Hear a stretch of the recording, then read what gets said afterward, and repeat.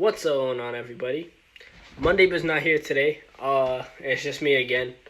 So, once maybe we get a couple people in here, one or two people, get started, or we might just get started right away. To be honest.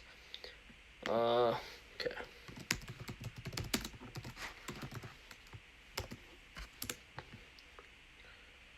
Pin that, and yeah. So it's just me today. Alright, so we're going to start right away. So first question of the day. What is your biggest concern with this Nets trio? They lost to the Cavs. Colin Sexton went off for 42 points. But what is your biggest concern or worry about this Nets trio? So a point I wanted to point out actually is now that Kyrie is back, I said either Harden or KD's numbers, shot attempts might lower. Kyrie Irving, the amount of shots he took last night, he took 28 shots last night. James Harden only took 14. So that is concerning. That is what worries me because Kyrie taking all of those shots is crazy. And not letting, James Harden, he still had a triple-double. But James Harden, he's not used to shooting that low amount of shots.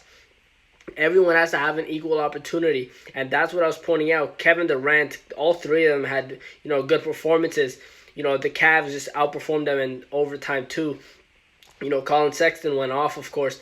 But my worry about this is the amount of shots each player is going to be taking. Because right now, I've said this countless times, this is Kevin Durant's team. This is not Kyrie. I see Kyrie as the third option on this team. I think James Harden is obviously the second option. And, Kevin Durant is the main option on this Nets team. So my worry about this Nets team is that Kyrie is taking too many shots. 28 shots. James Harden only taking 14 shots. And, Kevin Durant will be Kevin Durant. He'll score either way. But Kyrie needs to pass the ball more. We know James Harden can. He had a triple-double for crying out loud last night. He had another triple-double to when he first came to the Brooklyn Nets. So I think that Kyrie needs to get Harden and KD more involved. I know that KD had a dominant performance. So all three of them, they still lost. And it's because the amount of shots that Kyrie took. And that is my biggest worry, is that Kyrie Irving took too many shots and didn't let Harden get involved. KD got involved, and I thought it was going to be between them two, but it's obviously between Kyrie Irving and James Harden, and they need to equal those amount of shots. I had a feeling that they might lose when Kyrie comes back, and that's what happened. I said that maybe Kevin Durant's numbers might drop, and if it does, then we'll look at Kyrie first. But yeah, I still have Kevin Durant as MVP, but I think that Kyrie Irving needs to pass the ball more. He needs to give the ball to James Harden and Kevin Durant more. I'm not saying don't shoot the basketball at all, because then obviously you're not going to be taking enough shots. But take shots. Take the shots that you think you can make, but not ridiculous shots. And don't 28 shots and only letting Harden shoot 14 is insane. You got to pass the ball more, and you got to get your teammates more involved, and that's why the Brooklyn Nets lost last night, and that is my biggest worry about this Nets trio right now. So who is more valuable to their team? We're switching to football now. Who is more valuable to their team right now? Is it Patrick Mahomes or Josh Allen? It's Josh Allen to the Bills, and I say Josh Allen for the Bills. It's because Patrick Mahomes, we saw when he was out against in the last round against the Browns, Henny was there. He was there. So, and they still have Tyreek Hill. They still have Travis Kelce. They have number of weapons. That offense is still deadly even without Patrick Mahomes, and we saw that.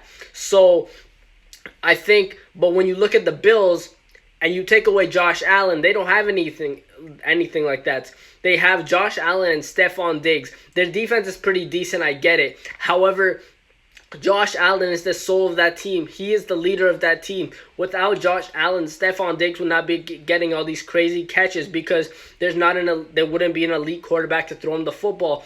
But in the Chiefs' case, even without Patrick Mahomes, they have a number of weapons. They have the best offense in the NFL. Obviously there's the Bucks on paper and stuff, but when actually playing, we see that the Chiefs, they have so many weapons that they have. They have the running game, they have the passing game. We saw it, the running game, when Patrick Mahomes got concussed against the Browns. So I think that who's more valuable to the team, it's Josh Allen to the Bills, because without Josh Allen, the Bills would be nowhere. The Bills wouldn't even be in this conference championship game if it weren't for Josh Allen. So I think Josh Allen is more valuable to the Bills than Patrick Mahomes is to the Chiefs. Obviously, Patrick Mahomes is valuable to the Chiefs because without Patrick Mahomes, I feel like they wouldn't get that far. However, they still have all those weapons. They still have Tyreek Hill. They still have Travis Kelce. They still have their head coach, Andy Reid. So you have all of these guys, and it's you have Henny, who ran the 14 yards for that first down. He's pretty good. He surprised a lot of us. I mean, obviously, Patrick Mahomes, but he'll fill in. As we saw, he ran that 14-yard. We didn't think that they were gonna get that first down. Obviously, they didn't get it. It was Tyreek Hill who got it, but it was still Henny who got it for them. He was the one who made the pass to Tyreek Hill to clinch the game against the Browns. So I think that even without Patrick Mahomes, the Chiefs are fine. But in the Bills' case, it's Josh Allen is more valuable because without him, there is no conference championship game. There is no MVP for Stephon Diggs or MVP candidate season for Stephon Diggs. Even though the guy's a stud, the guy can do everything. But without Josh Allen, that team would be nowhere, I feel. And that's with all due respect to the Bills organization. I have respect for everybody that, the coaching staff, the players who've been, working their butts off all season and have got this far. I have respect for them. However, without Josh Allen, the soul of that team, and I think the leader of that team, they would be nowhere near this conference championship at all. So it's Josh Allen is more valuable to the Bills. So is Aaron Rodgers the quarterback with the most to lose this weekend? Yes, he is. He is the quarterback with the most to lose this weekend. I'll tell you why. He's going up against the 43-year-old Tom Brady. Now, right now, Aaron Rodgers, I think, is the best quarterback I've seen from a talent perspective. Obviously, Tom Brady has the 6 rings. Obviously, Tom Brady's the GOAT. But from a talent perspective, Aaron Rodgers is the best quarterback I've ever seen play or throw the football. He's the best, and he's on the way to win another MVP. Now you're going up against a 43-year-old Tom Brady. You're 37 years old. You've been playing for a while in this league, and you're going up against 43-year-old Tom Brady who has 6 rings. If you lose to Tom Brady, then we're gonna be like, okay, you can't beat Tom Brady. Tom Brady, obviously you're still talented and everything like that, but you can't beat Tom Brady. You can't do this. You can't do that. Even though I don't think it would be fair to put that kind of criticism, but that's what everybody would be saying. Because like I said, I still think with win or loss, Aaron Rodgers is the best quarterback I've seen from a talent perspective right now and of all time. So even over Patrick Mahomes, I'd take him. So I think Aaron Rodgers has the most to lose. Obviously, Josh Allen is a young guy. He doesn't have that much to lose this weekend if he loses. Patrick Mahomes is still young. This is a guy that I think can win MVP by the age of 25. So they don't have a lot to lose. And Tom Brady, he has 6 rings. He's been to 9 Super Bowls. So he doesn't have that much to lose. Obviously, if he loses his game, he's still solidified as the GOAT because he's made his career. Obviously, he'd be like, okay, you can't go to the Super Bowl without Bill Belichick, but he's gotten this far without Bill Belichick. So I think that the most to lose is Aaron Rodgers because we would be saying that, oh, you can't go to another Super Bowl like Tom Brady did. You can't be on the same level as Tom Brady or Patrick Mahomes or Josh Allen or whatever. Josh Allen, is young. He still has a lot of time. But you can't beat Tom Brady. That's what everybody would be saying. That's what the media would be saying. So I think if Aaron Rodgers wins this game, all the critics would be shut up for good. Even if he doesn't win the Super Bowl, I still think if he goes to the Super Bowl, beats Tom Brady, which is very likely, and it could also beat Patrick Mahomes and the Chiefs. And what makes it even insane is that they don't have the weapons that the Bucks or the Chiefs have. The Bucks have Mike Evans, Rob Gronkowski, Antonio Brown, all of these guys. They have one of the best offenses on paper, Leonard Fournette, Ronald Jones, all of these guys that they have, the Packers, they really have Devontae Adams and another good receiver and a pretty decent running game, but nothing on the same level of the Chiefs or the Bucks. And they play so good. They've reached this far. They're the number one seed in the NFC. It's because of Aaron Rodgers. Without Aaron Rodgers, I don't think the Packers would be this far into the postseason. So Aaron Rodgers has the most to lose this weekend, and no other quarterback. He's 37 years old, and if he loses to a 43-year-old Tom Brady, I think people will look at him and be like, man, you can't beat Tom Brady. So Aaron Rodgers has the most to lose. So we got news that Jake Paul, his next fight will be on April 17th, but his opponent is unannounced. So who do you think Jake Paul should fight next? Who should he fight next? It's not Conor McGregor. He shouldn't fight Conor McGregor yet. Not yet. He shouldn't fight McGregor at all because one, McGregor has a fight this week and a more important fight in Dustin Poirier, and he's focusing on that more. He still wants to climb up to the top. Well, he's already at the top, but he still wants to solidify himself as the greatest UFC fighter. That is his goal. He's not worried about some YouTube kid that's trying to get money. Conor McGregor does this for real.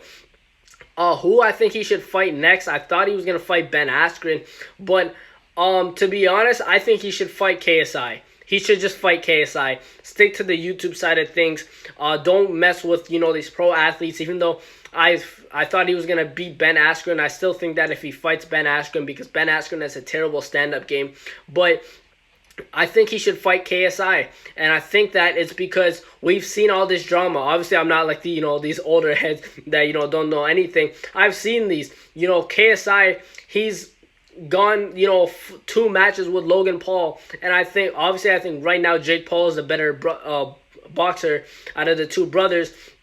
But right now, I still have KSI on top of Jake Paul because we haven't seen Jake Paul face that kind of competition before. KSI fought Logan Paul, who was bigger than him, more muscular than him, but KSI had better cardio. He had better endurance. So, KSI, he had those wild haymakers. That's what he has to work on. There's a few things that KSI needs to work on and, fix up. And then if he fixes all those things up, especially those wild haymakers, because a guy like Jake Paul, who's been really training boxing lately, and for the past few years, is going to catch on to that, and he's going to catch you with an uppercut or a left hook or something. He's going to counterpunch that, and it's not going to go good for KSI. So I think if KSI can fix up those things, I still think KSI can beat Jake Paul. But, yeah, so I think that's who his next fight should be. It should be KSI. Stick to the YouTube side of things, and if you can beat KSI, then, then we'll have a conversation about a small fight against a pro fighter maybe. But right now, you got to beat KSI because just skipping over KSI is not gonna help your case. KSI said he wants fans in the stadium when he knocks out Jake Paul, and right now they're slowly letting fans in. I believe last time there was about 1 to 5K fans in a boxing event, so they're letting fans in. So I think April 17th, KSI versus Jake Paul should be announced very, very soon, and I'm predicting that it will. It's going to be KSI versus Jake Paul on April 17th, and I would be looking forward to it. I would definitely watch that fight because I'm a YouTube fan. I'm a fan of both of these guys. Obviously, more of a fan of KSI than I am Jake Paul, especially the way Jake Paul's been acting. He's just been acting dumb. He's just playing out dumb lately. But I would like to see KSI fight Jake Paul. And really, if Jake Paul beats KSI, then we can start talking about Jake Paul as the real deal. But if he can't even beat KSI, which I don't think he will, then he shouldn't be calling out McGregor and these guys because I think it's just, a suicide note just to call out these guys, these actual fighters that do this for real and don't do this for the amount of money that Jake Paul does it for. So these guys are for real fighters that he's calling out. So for right now, I suggest just stick to fighting KSI on April 17th. So KSI, I know you're probably not watching this, but you should accept the fight. You should fight Jake Paul, crowd or no crowd. Just make sure the guy gets the fight, because at the end of the day, Jake Paul said it himself that the fight that he wants the most is KSI. So KSI, just take the fight. I know KSI said he's still been training. So, and a lot of people have said he hasn't been training, but KSI himself has said he has been training. We don't know how true that is, but if KSI really has been training, I think KSI will take this fight, crowd or no crowd, just to shut up Jake Paul, because we know how much KSI and Jake Paul don't like each other at all on a personal level. So I think KSI and Jake Paul will be announced for April 17th. So yeah, who should he fight next? He should fight KSI next. So Phillip Rivers, we're going back to him. He retired from the game of football. So how should Phillip Rivers be remembered? I say this with all respect in the world. You know, the guy is, he's completed 60,000 passes, I believe it was, in his whole career. And, I have respect for the guy. And I say this with all due respect, Phillip Rivers is not a Hall of Famer. He is just not a Hall of Famer. He hasn't gone to one single Super Bowl. And I'm sorry to say it, but that is not Hall of Fame status. That is just not. The furthest you've gone was a conference championship, and you couldn't get past that. And you didn't go to a single Super Bowl in your life. You don't have a single Super Bowl ring, obviously, because you didn't go to one. But that is not Hall of Fame status, in my opinion. And like I said, I have much respect for Phillip Rivers. However, he's not a Hall of Fame status. He's not a Hall of Famer. And I like watching the guy play. The guy can pass the football. The guy can throw the football. And I still think he had another season in him. However, he's not a Hall of Fame status. If he gets into the Hall of Fame, then sure, I won't be upset. I just don't think he deserves it. And I say that on a respective level for Phillip Rivers. I just don't think he's a Hall of Famer. So last night, the Cavs. Colin Sexton is who we really want to talk about, but Jared Allen, all these guys made their debut, and Jared Allen went against his old team and beat them. So that must have felt good, because they, traded him for James Harden and be like, hey, you traded me, man. But can the Cavs make the playoffs? They can contend, like I said for the Knicks, they can contend for a play-in game. But right now, I'm not going to go as far as to say the Cavs can make the playoffs. They're a good young squad. But we got to take into account also that without Darius Garland and without Kevin Love, the Cleveland Cavaliers beat the Brooklyn Nets. Without those two, Darius Garland is one of the fastest players in the NBA. And Kevin Love, we know what he can do on the offensive end as a power forward or as a forward or five, whatever you want to list him as. I list him as a forward because I don't think he's built like a center. But he can stretch the floor. He can hit the perimeter shot. He can defend. And Darius Garland, like I mentioned, is a good young player. He can shoot. He's fast. Boy, that kid is fast. So they beat them without those two. So the Cavs they're a good young squad. The Cavs are a good young squad. Do not overlook this Cavs team, because like we overlooked them last night, the Nets were the heavy favorite. They're always going to be the heavy favorite. And Colin Sexton said nope and dropped a career high of 42 points. If this young bull literally can keep playing like this, then we're going to be talking about the Cavs in about 3 years as championship contenders. I guarantee you, especially if Kevin Love stays, if they get more stars on there, because they still do have draft picks. So they're going to have a solid young squad. The future is going to be, Denver, Cleveland, OKC, who has a ton of draft picks. We know that. They have, one of the most draft picks in the league right now. But who knows, they might trade them for some people down the road. But for right now, OKC has a bright future. But right now, we see it. We seen it last night. The Cleveland Cavaliers have a bright future. I know LeBron James still roots for his hometown, except, when he goes against them. But right now, the Cavs have a good young squad. Colin Sexton, Larry Nance Jr., who's, he puts up good numbers. He can put up good numbers. He's there on the court. You can feel his presence on the court. He's not a bad player. We know that. I just don't think he's the player that he used to be. Obviously, you have, Kevin Love, Andre Drummond, now you have Jared Allen. All of these guys, they have a good squad. They have a good squad on there. So the Cavs can contend for a play-in game. I'm not going to say playoffs yet. I'm not going to go that far because obviously the Knicks are there too, who I can said contend for a play-in game. So I think it's between, the Cavs, the Knicks.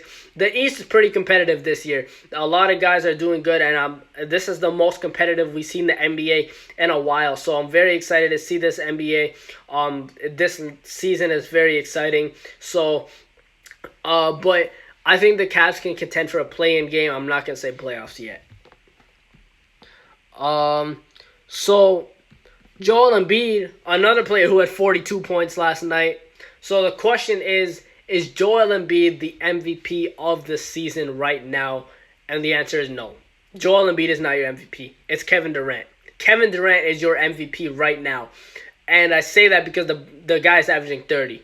Kevin Durant is averaging 30. And that's all due respect to Joel Embiid. Joel Embiid is a candidate for MVP, but right now he's not my pick to win MVP. Kevin Durant is my pick to win MVP because the guy is straight up balling right now. Straight up going off. The guy is putting up plus 30 every game. Every game this guy is dropping 30 plus.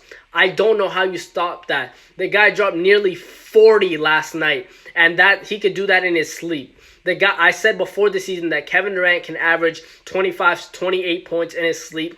I was wrong. The guy's averaging 30. And all due respect to Joel Embiid, I think he's probably the best center in the league right now. A guy that can stretch the floor, defend. He can do everything. He's healthy right now, and we know what he can do is when he's healthy. We've been seeing what he can do when he's healthy, but he's not on the same level as Kevin Durant. Kevin Durant's a near 7-footer with a 7-foot wingspan who can handle the ball, shoot, defend. You can't name a thing this guy can't do. The guy's coming off an 18-month layoff and is averaging 30. He's coming off one of the worst injuries you can ever occur in sports, an Achilles injury, and he's averaging 30. He's shooting 77% from the free throw. He's shooting 55% from the field, 44% from the three. The guy's just going off right now, and I have to have him as my MVP. Joel Embiid, it's obviously a candidate, but he's not on the level of Kevin Durant right now. Kevin Durant is my MVP right now.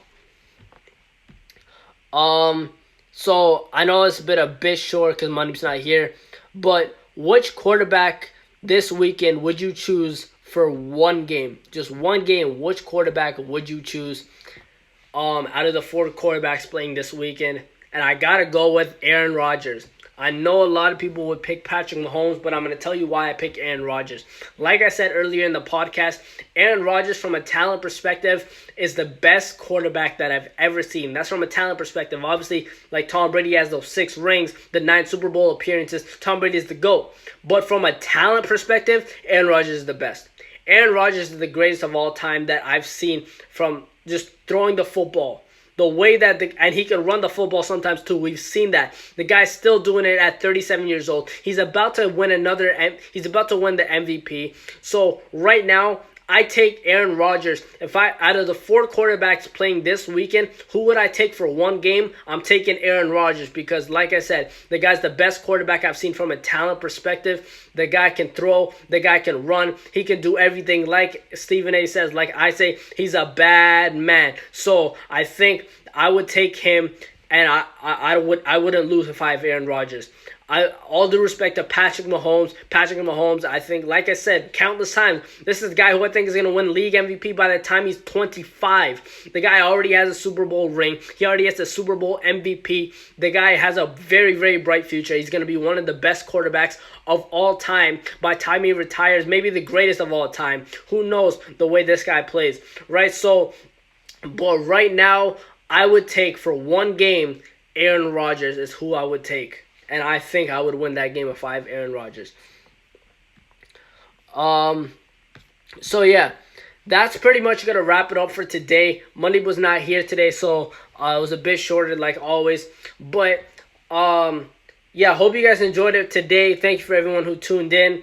I will be back here tomorrow, 4 p.m. Eastern. Tomorrow is Fan Friday, so all you guys ask questions, and I put them on the podcast, and they have to be, sports questions at least, and, not dumb sports questions like some people leave. But, yeah, tomorrow's Fan Friday, so I'll put a poll on my story and go ask questions on there, and I will put them in the podcast tomorrow. And we'll answer them. We'll debate them. Hopefully, Monday will be here tomorrow. We'll debate them. We'll talk about them. So yeah, we do have some updates coming up on the podcast. I will be posting a YouTube video about that. So stay tuned on my story, and I'll tell you guys when it's up.